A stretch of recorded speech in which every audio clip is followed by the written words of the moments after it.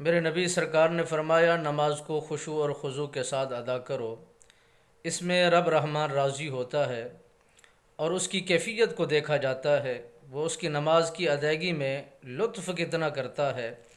اور ادائیگی میں رکوع اور سجود میں اطمینان کتنا ظاہر کرتا ہے۔ جلدی جلدی نماز کو ادا کرنا یہ انسانوں اور مسلمانوں کا طریقہ نہیں ہے،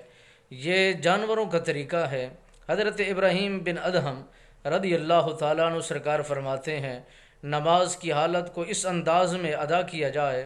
کہ رب لم یزل خالق و مالک جب تیرا رکوع دیکھے، تیرے سجود کو دیکھے تو اپنے ملائکہ میں تیرا ذکر کرے کہ یہ میرے بندے میرے ساتھ میری حمد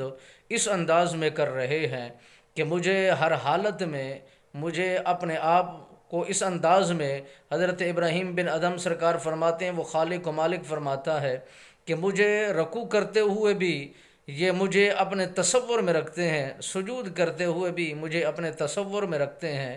حضرت علی کرم اللہ وجہ الکریم سرکار کے متعلق فرمایا جاتا ہے، وہ فرماتے ہیں نماز اس انداز میں ادا کی جائے کہ تم خالق کو دیکھ رہے ہو، اگر اتنا دل و دماغ کے اندر بات نہ بیٹھے اور اتنا طاقت نہ ہو تو اتنا ضرور سمجھیے کہ وہ خالق و مالک، وہ مالک ارض و سما، وہ پروردگار عالم تمہیں دیکھ رہا ہے۔ جب اس طرح کی نماز میں لذت آنا شروع ہو جائے گی اور اتنا اطمینان کے ساتھ نماز ادا ہونا شروع ہو جائے گی تو پھر راحت بھی ہوگا، سکون بھی داخل ہو جائے گا،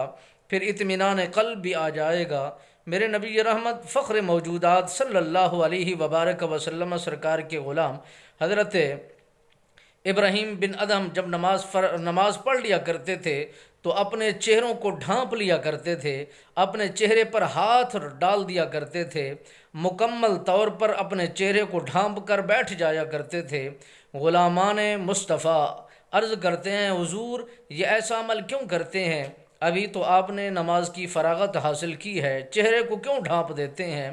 آپ سرکار نے فرمایا اگر میں نے نماز میں جلدی کی ہے، نماز کو پورے طریقے کے ساتھ خشوع اور خضوع کے ساتھ ادا نہ کیا تو میرا خالق میرا مالک وہی نماز میرے چہرے پر مار دے گا، اس لیے میں خدا کے خوف سے ڈر کر اپنے چہرے کو چھپا کر بیٹھا ہوں۔ تو رسول اللہ صلی اللہ علیہ وسلم سرکار نے فرمایا جو بندہ مومن نماز میں کوتاہی نہیں کرتا، چوری نہیں کرتا، نماز کی ادائیگی میں کمی نہیں کرتا تو اللہ کا مقبول ٹھہرتا ہے۔ رسول اللہ صلی اللہ علیہ وسلم سرکار نے نماز کی جماعت فرمائی،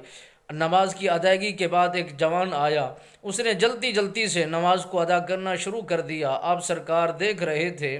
میرے نبی سرکار نے اپنے صحابہ کو فرمایا کہ جو اس طرح نماز پڑھ رہا ہے، جلدی جلدی رکوع کر رہا ہے، جلدی جلدی سجود کر رہا ہے، اگر اسی حالت میں اس کی روح نکل گئی اس کے جسم سے تو حالت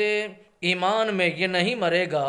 اور دین محمدی کے مطابق اس کی روح قبض نہیں کی جائے گی، حالت کفر کے اندر اس کی روح کو نکال دیا جائے گا اور وہ بے ایمان ہو کر اس دنیا میں مر جائے گا، نہ اس کی نماز اسے فائدہ دے گی، نہ اس کا ایمان اسے فائدہ پہنچائے گا۔ جو مذاق کرتا ہے دین اسلام کے ساتھ اور نماز کی ادائیگی میں چوری کرتا ہے، رب رحمان اس پر رحم نہیں کرتا، رب رحمان اس پر فضل نہیں فرماتا۔